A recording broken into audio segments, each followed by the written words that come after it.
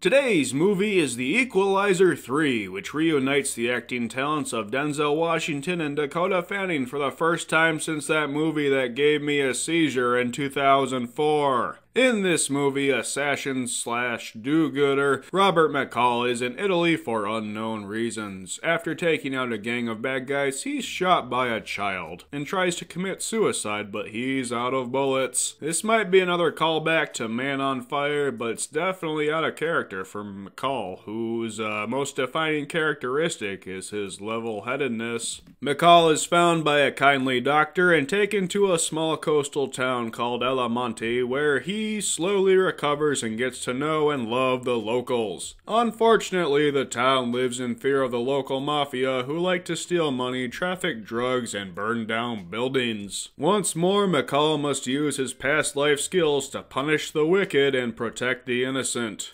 Dakota Fanning is there as a CIA agent on her first field assignment. The Equalizer 3 certainly benefits from its picturesque setting. The Italian seaside is lovely, and filmmakers definitely use a location to its full extent to create a nice looking movie. I also continue to really like Robert McCall as a character. He's a subtextual warrior of God, and I love that his main focus is helping the poor and the unfortunate, whether it's helping a big guy lose weight, helping the artistic ambitions of a young teen, or dispensing judgment on the wicked by shooting them in the eyeball.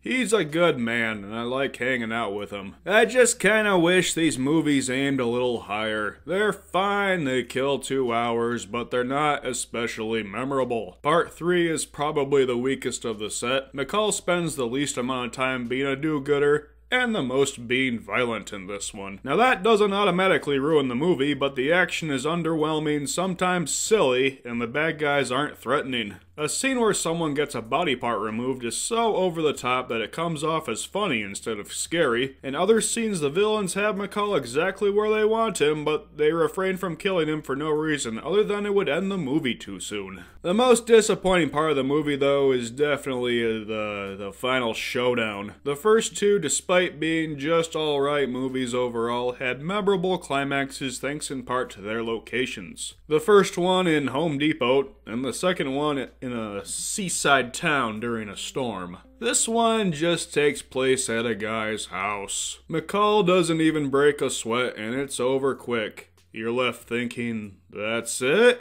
Overall, the Equalizer series has ended rather weakly. The other two I'd probably revisit on a rainy Sunday, but there's not really a point to seeing this one again. I'll give it a 4 out of 10.